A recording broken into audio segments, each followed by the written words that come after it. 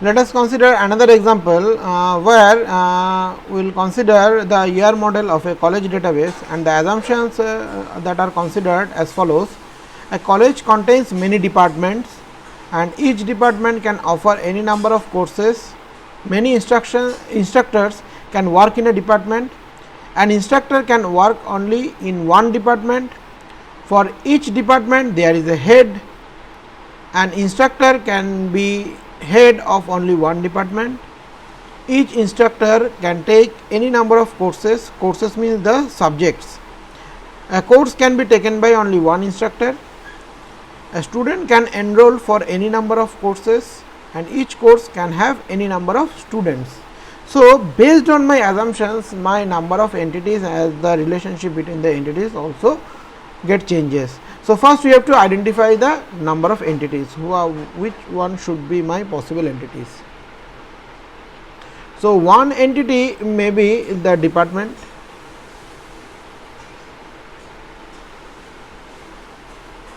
Now, each department can offer any number of courses. So, courses may be another entity.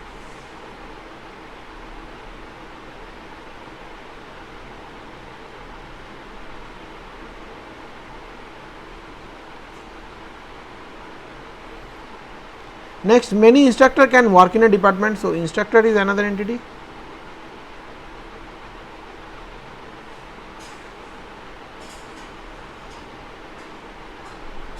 Each department there is a head. So, as the head is a part of the instructor, so it will not be a separate entity, it will be the relationship will be a self referential relationship will be there. So, an instructor can be head only one department, okay, fine. Each instructor can take any number of courses, okay, courses is also there.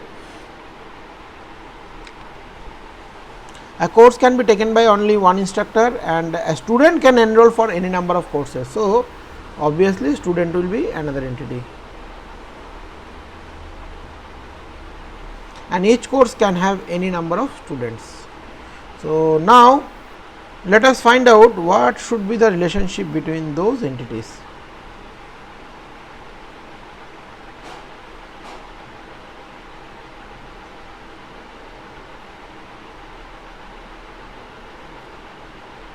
So, let us write it all the entity name within my diagram sheet. Course, then instructor, then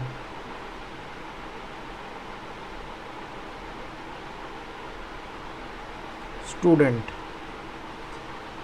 Now, let us find out the relationship between each of the entities. Now, what may be the relationship name between the department and the courses?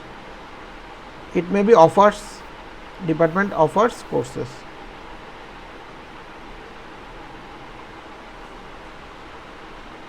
Now, department and instructor, department has instructor, right?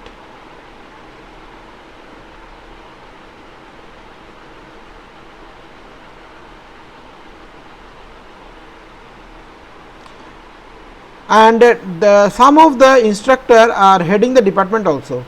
So, that case there will be another relationship, that is department headed by instructor. Now, the relationship between the instructor and courses is that instructor teaches the courses.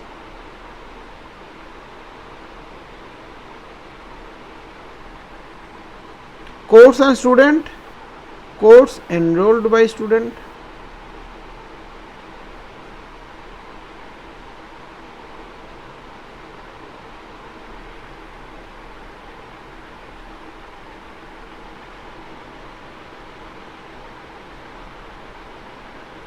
As well as instructor teaches the students also.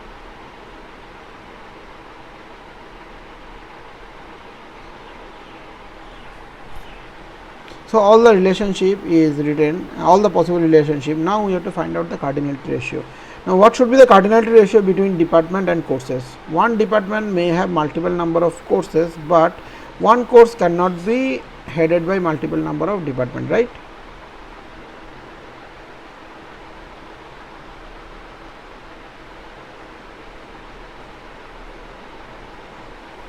Now instructor teaches courses as it based on our assumption that already the assumption is taken that one instructor will teach multiple number of courses, but one course will be taught by only one instructor. If one course is taught by multiple number of instructor, it will be 1:m relationship, but in this case as per our assumption it will be 1:m relationship. An instructor teaches students. One instructor may teach many students at the same time. One student will be taught by multiple number of instructor in multiple number of courses. So this relationship must be m:n, many to many relationship. And similarly, department and instructor, it must be 1:m, and department and instructor will be 1:1. And another relationship I forgot to write, that is the instructor manages the other instructor also, right? Instructor manages other instructor also. That means who is the head of the department, he will manage the other instructor also. Instructor manage other instructor. So the instructor who will manage the other instructor, he will be the head of the department, HOD, and rest of them are the teacher. So in this case it will be again, 1:m relationship.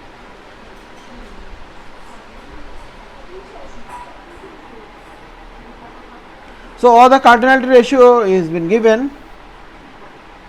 Now let us find out the participation constraint. Now department and courses, apart from offering the courses, is the department is doing any other job? If it is so, that case it will be fully partial participation, otherwise it will be fully participation. As the department, apart from teaching the courses, department also involved in several projects or the other works also, so that case it will be partial participation. And courses will be only associated with the department only, it doesn't have any other works, so it must be partial participation. Now course enrolled by students, now students are, apart from enrolling to the course, they are not doing any other job, so this one will be fully participation. And in case of course also it will be fully participation, because apart from enrolling the students, they are not doing any other job. Now instructor to students, apart from teaching the students, they are also involved in the projects and the other administrative work. So from the instructor side it will be partial participation, but from the student side it will be fully participation. Similarly, instructor to courses also, in this case it will be partial participation, and in this case it will be fully participation. Now instructor to manages the other instructor, in this case both of them will be the partial participation. Now department has instructor, apart from department having instructor, they are also offering the courses also.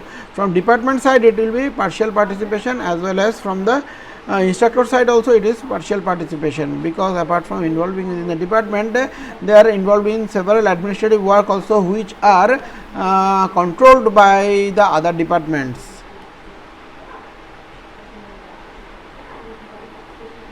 So this is the entire ER diagram based on the cardinality ratio and the participation constant. Now let us find out the schema diagram.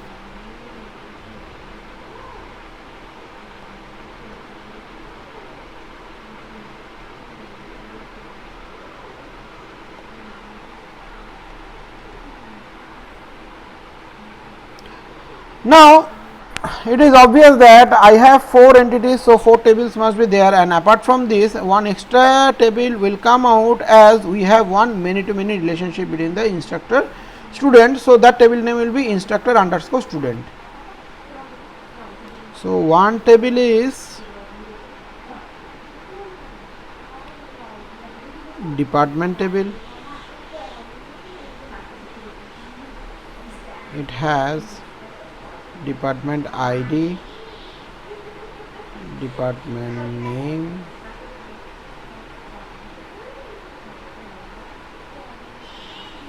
HOD name, HOD ID,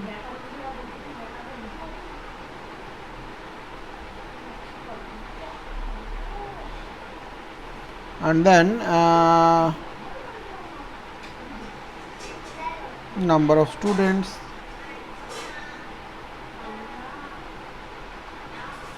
now next is student.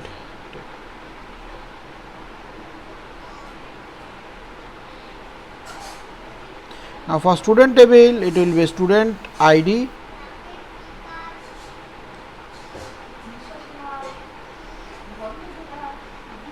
student name,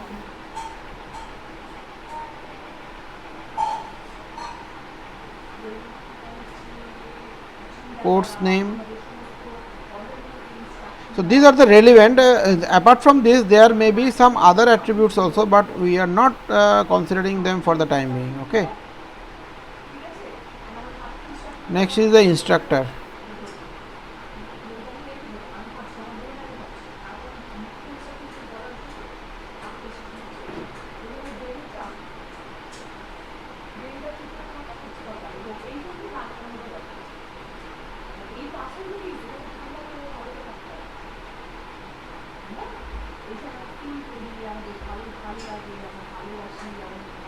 Instructor ID, instructor name. He is working in some department, so department ID. He is managed by some HOD, so HOD ID. Then course.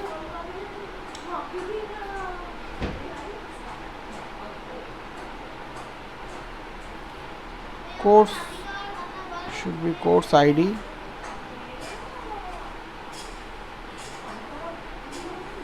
Course name.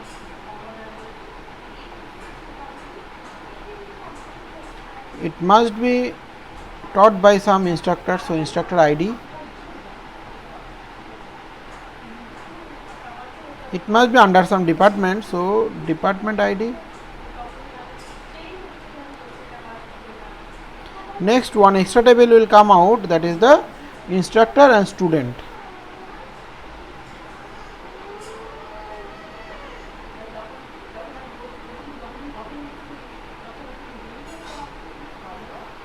So its primary key will be the composite key of instructor ID as well as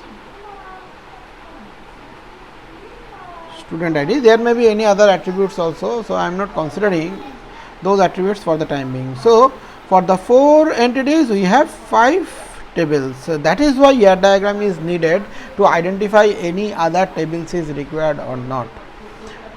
Now let us identify the primary keys. So department ID will be the primary key for the department table, student ID is the primary key for the student table, instructor ID is the primary key for the instructor table, course ID is the primary key for the course table.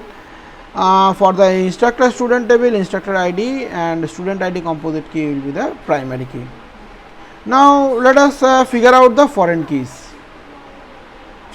Now HOD ID, as it is a self-referential integrity constraint, so HOD ID will refer,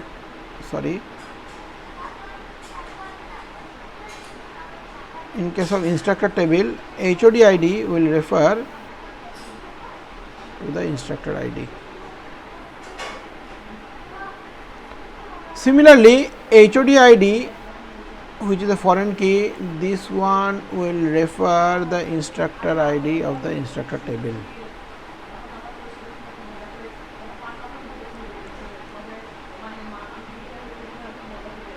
Or it may be referred by the department ID of the department table also.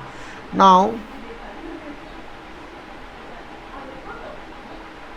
this department ID is the foreign key and it will refer the department ID of the department table, and instructor ID, student ID will refer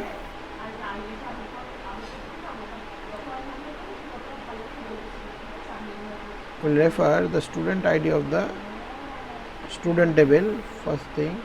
At the same time it will refer the instructor ID also.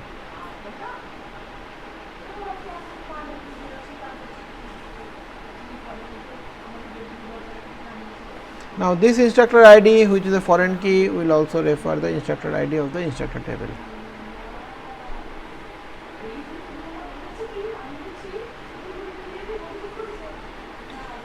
So, I think all the referencing is completed. Now, we